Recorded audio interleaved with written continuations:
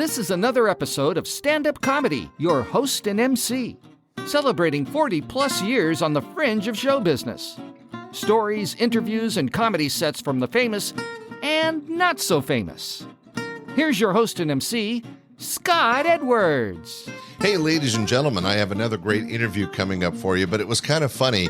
The entertainer, Peter Fogel, is a very talented comic and actor, and we had a little bit of back and forth on the difference between a theatrical piece and a one-man comedy show.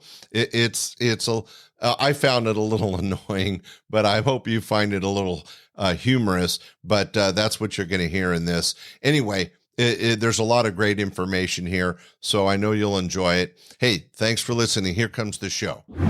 Ladies and gentlemen, welcome back to the podcast. We have another great interview for you. This young man was a stand-up comic that worked my club many, many times. He's gone on to fame and fortune, had his own show off Broadway in New York called My Mother's Italian, My Father's Jewish, and I'm in Therapy. He's currently performing that up in Kirtland, Washington.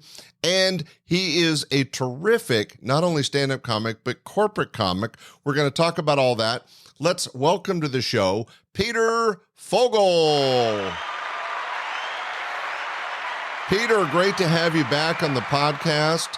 We did a nice interview and kind of learned how you started in your previous interview, but you've done a lot in the last decade where you've kind of morphed into a lot of corporate work. You have your one-man show, My Mother's Italian, My Father's Jewish, and I'm in Therapy. Very, very funny, by the way. And I know you're performing up in Kirtland, Washington right now, but you also have some other stuff going on. So why don't you say hi to everybody and let them know what you're doing? Okay, so first off, you mentioned My Mother's Italian, My Father's Jewish, and I'm in Therapy. I'm the actor hired by the original author and star, Steve Solomon, who presented it off-Broadway 20 years ago. So it's not my show. I'm the hired hand. Steve franchises it to a producer, Phil Roger Roy, and for the last 10 years, I've traveled around the country playing Steve. So I want the audiences to know, I didn't write the show. Steve wrote the show. I'm a hired hand actor. I'm the only other, besides Steve, I'm the only one in the country that's doing the show. I think I'm doing that up at Kirtland, Washington. But that's an interesting additional tidbit. You know, a lot of these podcast interviews, we talk about how stand-up comics, which you were a successful one, work clubs coast to coast, transition as time goes on and as the world changes and we age. And I knew that you were a part of this one-man show / play. It's more like a play. But I did not know that you didn't write it, that it was somebody else's. So the fact that you were hired as a comic actor and that for the last number of years you've been doing this show, that's a huge compliment. Yes, he auditioned like 65 actors on Broadway, and he couldn't find anyone. And then I only lived 2 miles from his house. I said, see, I live 2 miles from your house in Florida. You didn't have to do all that traveling to New York to cast the thing. He couldn't find anybody on Broadway actors to do it because you have to do so many different voices and sound effects. You know, I do doors opening, or like dogs barking, or I'm doing the Italian mother, I'm the Jewish father. So I'm constantly doing different voices. He couldn't find anybody that could do it except the guy who lived 2 miles from his house. So. Well, you also have that comedic background so that you understand the presentation of comedy and timing, and when added to the inflections you could add to the voice, it sounds like a perfect fit. How long have you been doing his show? Well, I've been doing the show for 10 years. So wow. I've been traveling around the country. See, I trained as an actor in college. I have a Bachelor of Fine Arts in acting. I went to acting school with Stanley Tucci, who was nominated for an Oscar, Ving Rhames, who is a great actor. He's in all the Mission Impossible movies. I used to have lunch with these guys. Steven Weber from Wings. They were all in my acting program. And after I graduated, I went to the Second City in Chicago to learn improv. Then I got heavily into stand-up, which I started doing in the 70s anyway when I was in high school. But the show, My Mother's Italian, My Father's Jewish, and I'm in Therapy, it's a hybrid of theater and stand-up. But there's a story. There's a linear background to the story. It's not just stand-up. There's a story, a beginning, a middle, and an end. You know, and that's the difference between doing a solo theatrical show as opposed to doing a stand-up one-man show. The ones you see, I want people to listen, the native comics that are listening, beginning, comedians, intermediate comedians, wherever they are in their careers, and even the pros, when you see a Netflix special and there's like a star stand-up doing a one-man show, he puts the back, let's say most of his material takes place about his family. He'll have a background of a family, like a house. He's on the set of the porch, and then they use a catchphrase like, don't talk to your mama like that. And they bring that throughout the show. That's a one-man Netflix stand-up comedy show. My show is written like a movie. There's a beginning, middle, and an end. My show that I'm doing off-Broadway, after I finish this tour in Kirkland, Washington, I'm making my off-Broadway debut with my show, Till Death Do Us Part, You First, and it's directed by Oscar nominee Chaz Palminteri, the man who wrote A Bronx Tale, the original solo show, and as I call it, the most successful one-man show in the history of entertainment. So he's my director. He's also part of the show as my conscience and my mentor. So I act with him on stage in a voiceover, but he is my director. And just like when he wrote a Bronx Tale as a vehicle to help him get an agent. He had no idea that that eventually Robert De Niro would direct the movie and direct the Broadway musical version of it. It was just grew, if you hear what I'm talking about. So that's the difference between a Netflix special that you see with a stand-up and an actor comedian like myself who's doing a story. Is that helpful?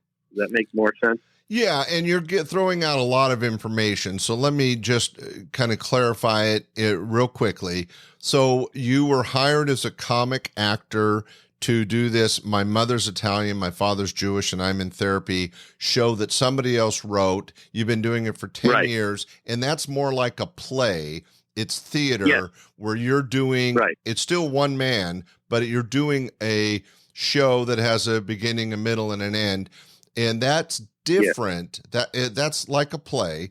And then you have what you were trying to explain, and I think did pretty clearly, is that a lot of comics will go into solo one-man shows, but they're not like a play. They're more like a stream of consciousness in stand-up comedy that's hooked together by some thread of experience or life. And so what you've done is you've written one called Till Death Do Us Part. You go first. Very funny name, by the way. Till Death Do Us Part, You First. Oh, well, we want to make sure it's right.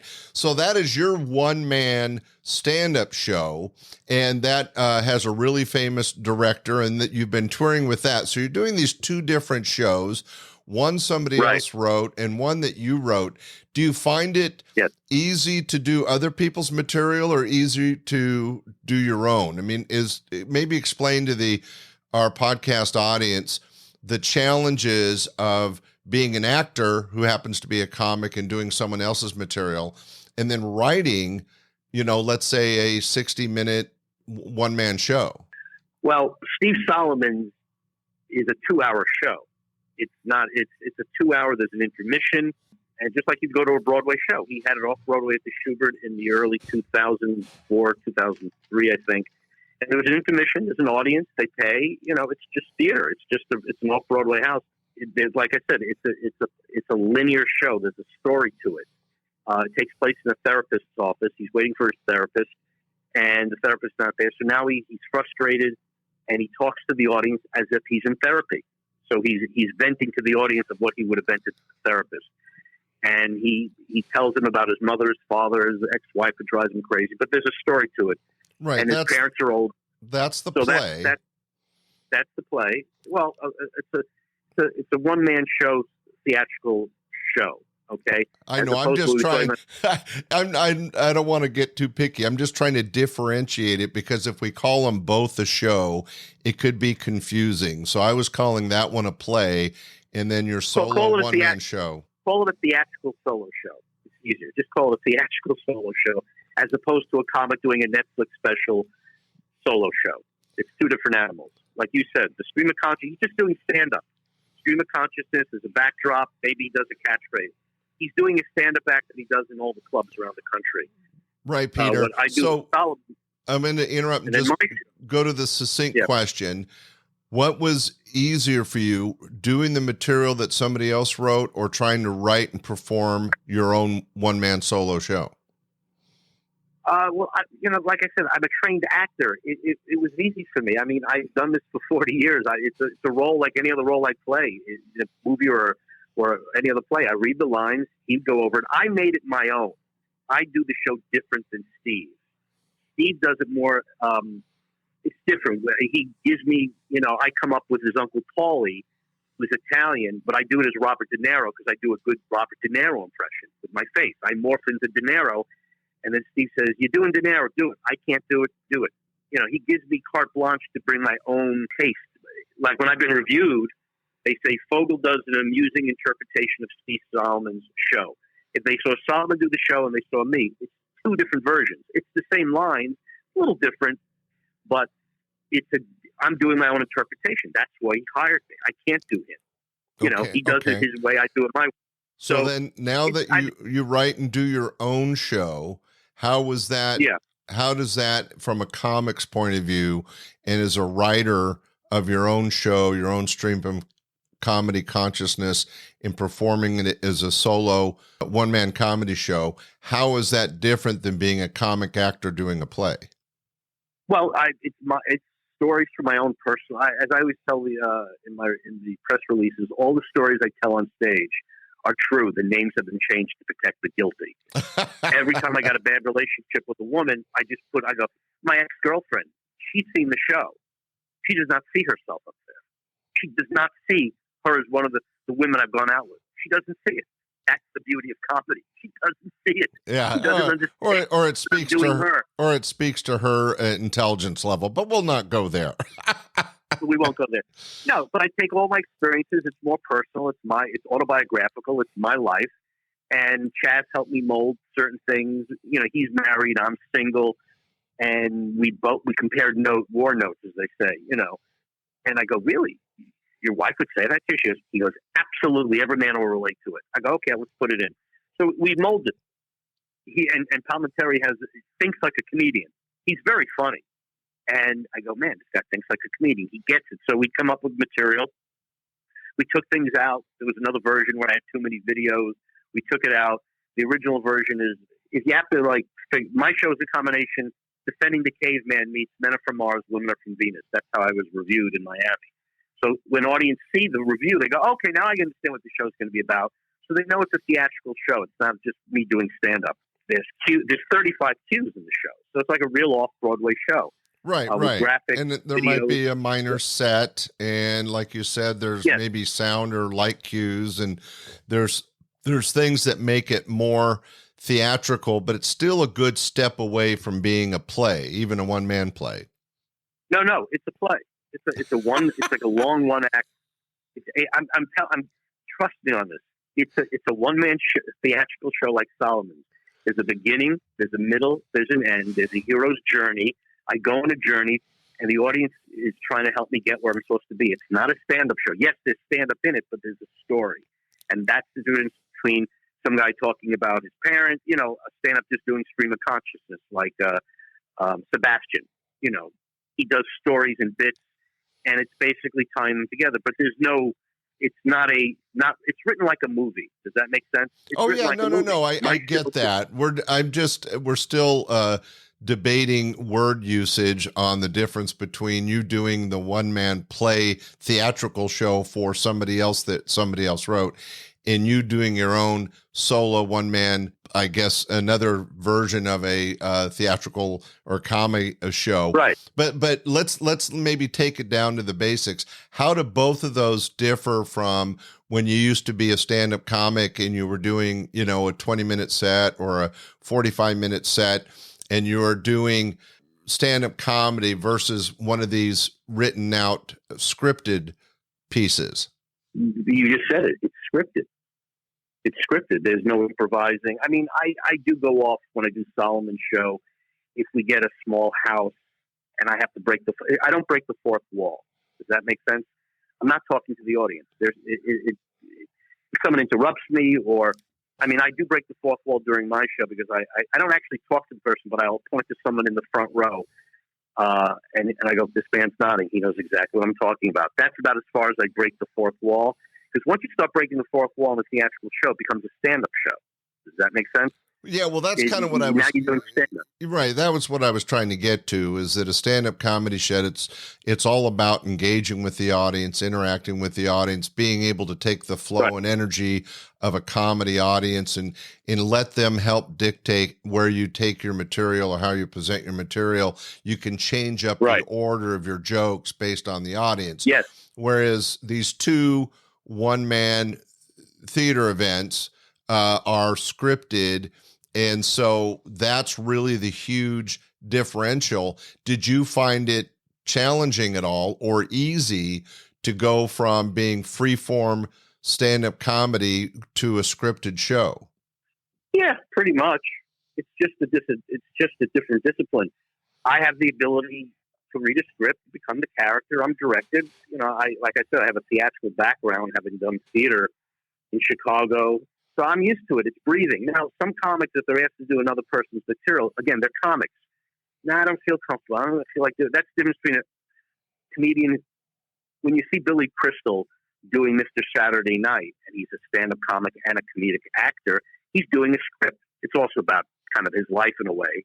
The character, he created the character and wrote it, so it comes from his experience.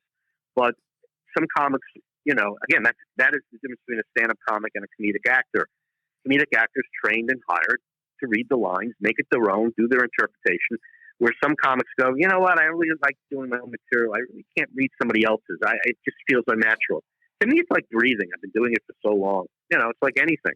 I just make it my own. That's all. You know? Right. And the reason I wanted to have this chat with you, Peter, is that it is interesting. It's been mentioned several times on the podcast that I always encourage people to stretch their artistic legs and try stand-up comedy because it can be very cathartic. It can be good for you emotionally and help you expressing yourself in front of strangers, which is always scary, but good for people.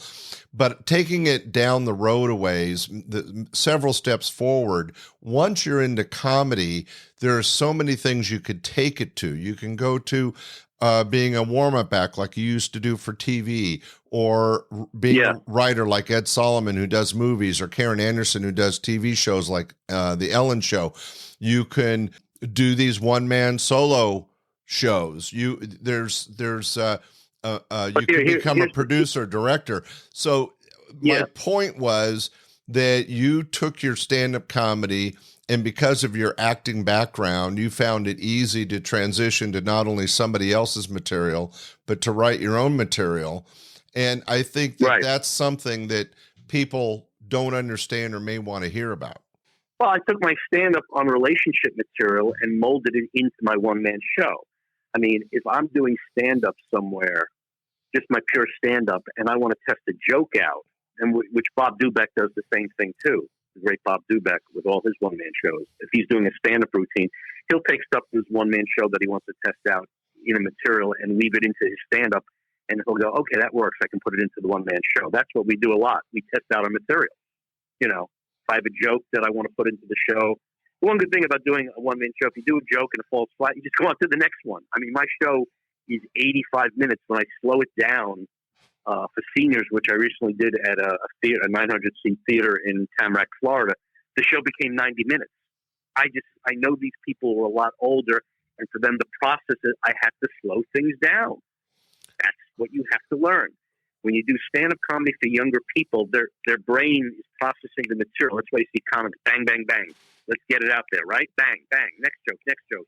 In theater, you have to slow things down enough when you're performing for seniors. They have to process the information like anything else. I was just going to say that goes to the point that every comics challenge is whether it's, I mean, and this could be a huge difference, Peter. In stand-up comedy, you want to adapt to the various audiences you're going to get so that you better engage with them and your stand-up comedy goes better. In a scripted format, you kind of pound through it no matter what the audience is, right? Yeah. Now, here's the thing I've learned about theatrical audiences. This is very important. See, this is the big transition. This is the money advice I'm giving. Comics live and die by the laugh. You're paid by the response you get from the audience. In the old days when people were middling for you, Scott, and they go, "I'm ready to headline." Well, you didn't really kill as much as you think you did, right, Scott? They all think they're ready to headline. Right. They had a killer set for whatever reason. I go, "Yeah, okay, not so fast. Don't get ahead of yourself. You just had a good set, and you're funny, but you're not at that level to be a headliner yet because you've got to get a bigger response, right? You're paid by the laugh. You become a headliner when you have enough material to get a consistent high laugh, applause breaks, constant rolling laughter. That's what a headliner does. If he's heckled, he knows how to deal with it, like a Rich Scheidner, the pros, the veterans. And then the MC says, "I did really well. Can I middle?" Well, you're still going to open for a while. You have to know, a man or a woman has to know his limitations in stand-up. Now, and when you're used to getting big laughs as a stand-up, when you go into theater, you could have 300 people, let's say, in a theater. I'm using Solomon's show. Maybe 100 are laughing or 120. I'm killing. In our ears, we're doing very well. It's not that they're not enjoying the show, that people aren't laughing. They're just not big laughers. Some people are seniors, which is the audience I go for. I mean, I've had independent living bust in if you want to get down to the nitty gritty. The fact that you're not getting major laughs during a theatrical solo show doesn't mean you're not doing well. They're enjoying it. They're laughing. They're smiling. They're just not guffawing like a younger stand-up comedy audience. Yet I've done the show for Solomon where it was like a soft audience. And boy, they're not giving me anything. I know where the laughs are in this one-man show. And they'll come up to you and go, "We really enjoyed it. That's amazing. How do you remember all those lines, Peter?" I go, "The check clears." And they laugh and they move off. But it wasn't as if as if they didn't enjoy it. I'm gonna give an analogy to simplify it. That stand-up comedy is unique in that we're looking at the laughs per minute. It's like almost every 10, 20 seconds, you're looking for some sort of interaction or response from an audience. A theatrical piece is much like a musician's song, is that the audience is fine listening. They may have an emotional reaction to something, but we're almost trained from birth that at the end of the song, we applaud. And in a theatrical piece, I think there's a certain percentage of the audience that feels that it's my place to sit here quietly, take in this written entertainment and performed entertainment. And then at the end, like you said, they may not laugh throughout, but at the end, they jump up and give you a standing ovation, kind of like the end of a song. Correct. And I think that's an interesting correlation between stand-up and a theatrical piece. Yes. Because we're suicide. I'm still a comedian, and they weren't laughing. Now we're getting small. Sometimes we get small houses here up in Kirkland. It's a 400-seat theater. Sometimes we're getting like 45 people a night due to COVID. Correct. Right. And I've seen people. The less expensive seats are already in the back, the last few rows. I've stopped the show on 2 or 3 occasions. Go, "Okay, folks. As you can tell, I'm in therapy. I'm on medication. I think you'd really enjoy the show if you all in the back can move up to the front." And I get them to move up because it's very, very difficult. There's a rhythm in the show that I know. If you can't hear the laughter during the theatrical one-man show, it throws me off. Right. So you got to get, as you know, you want an audience as close as possible and together in the theater so you can hear the laughter and then you get more of a gelling of the audience.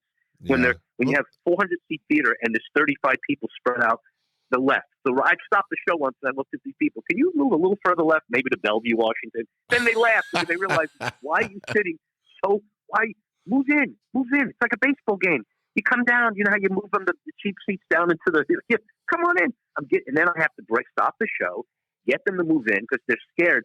Maybe some of them think I'm gonna work them over. No, it's a theatrical show. I'm not breaking the fourth wall where I'm talking to you. You understand? So I have to do that a few times when you have small houses because doing 2 hours to people spread out in a large theater is not. It's hell on earth. It's very difficult. So you're not hearing. Right. And I think that over the last 20 minutes, we were able to share kind of some of the nuances and differences between stand-up comedy and doing more of a theatrical piece. Now, before we end, Peter, I'm going to throw a wrench into the whole thing. You're a very successful corporate entertainer as well. You've done some speeches for groups. You've come in as an entertainer and done stand-up for groups, but corporate is a whole nother vehicle for stand-up comedy. So we've discussed how in stand-up comedy, it's all about the jokes per minute and engaging with an audience, almost on a one-on-one basis, just going with the flow. We talked about theater and how it's scripted and that you're not as focused on the reactions of the audience because the big reaction is going to be at the end. When you go into a corporate situation, sometimes you're doing your actual comedy material, but you're cleaning it up, I'm assuming, and you're trying to bring in the company that you're talking to. So if you're at GM, you're doing jokes about General Motors, but do you find anything different when you go to a corporate event, especially if you're doing a speech or something?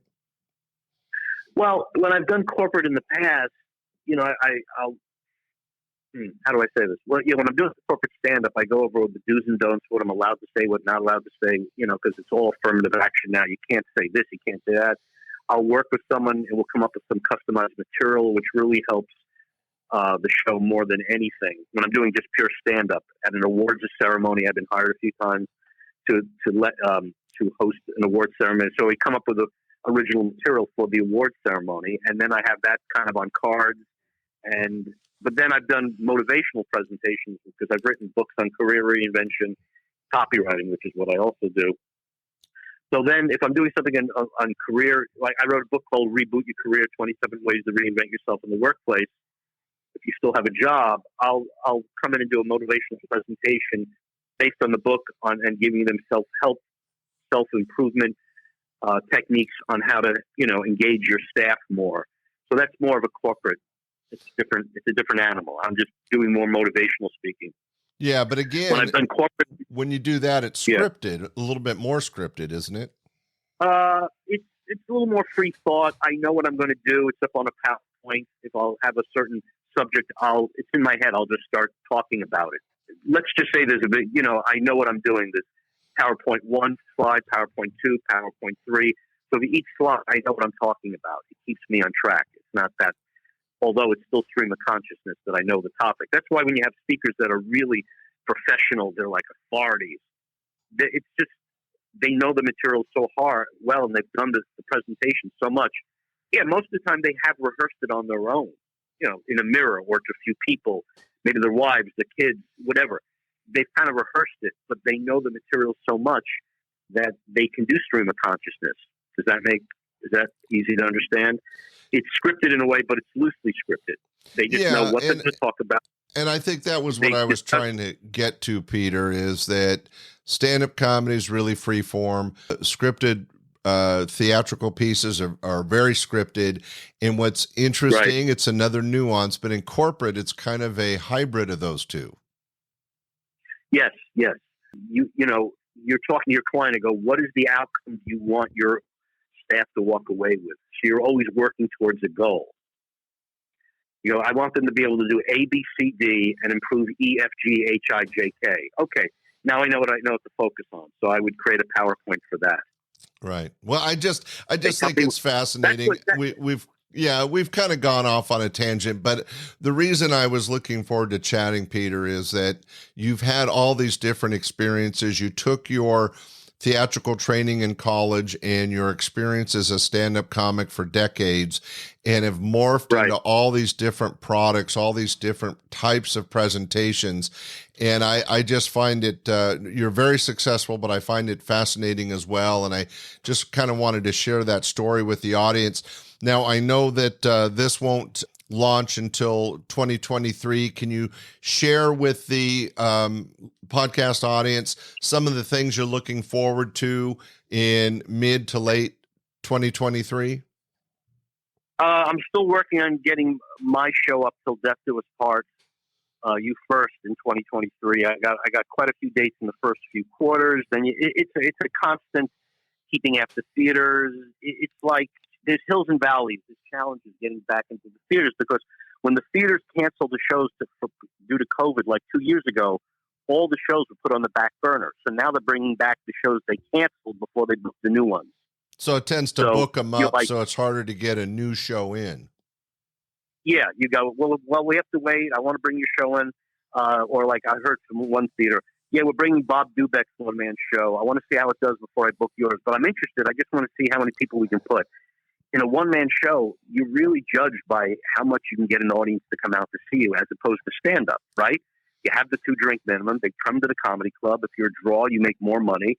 It's different. Don't forget, I don't even do comedy clubs anymore, basically. I do senior communities, corporate country clubs when I'm doing stand-up, and my shows, either in theaters.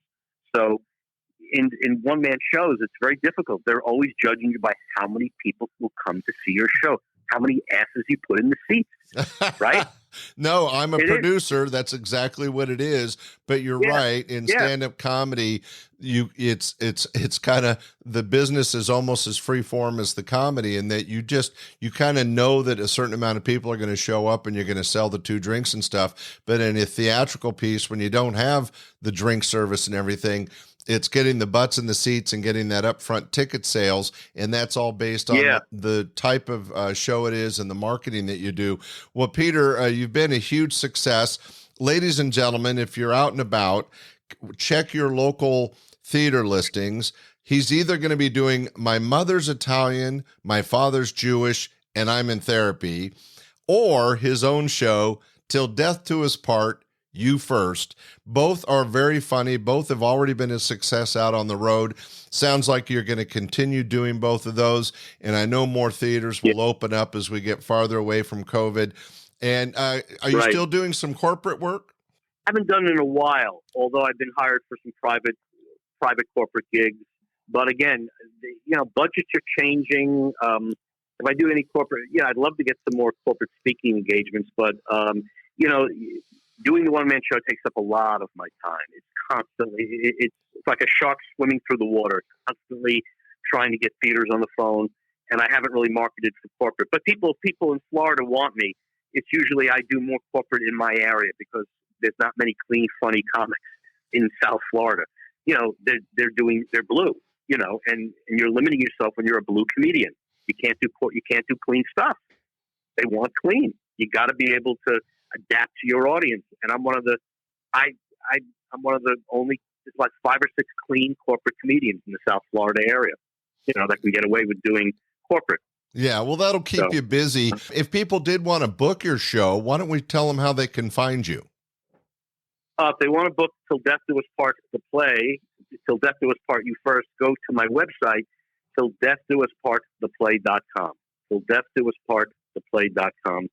And all the information, videos, promos, testimonial videos from artistic directors can be found at my website, and they can contact me that way if they want to book the show into a private event or a theater. Hey, that's great information, Peter. Ladies and gentlemen, one of the more successful stand-up comics that's been in the business over 4 decades. Thank you, Peter Fogel, for being on the podcast again today. Thanks, Scott. All right, ladies and gentlemen, stay tuned this Sunday, another great show. And keep an eye out for Peter Fogel live on stage, appearing everywhere. All right, bye. We hope you enjoyed this episode of Stand-Up Comedy, your host and MC. For information on the show, merchandise, and our sponsors, or to send comments to Scott, visit our website at www.standupyourhostandmc.com. Look for more episodes soon and enjoy the world of stand-up comedy. Visit a comedy showroom near you.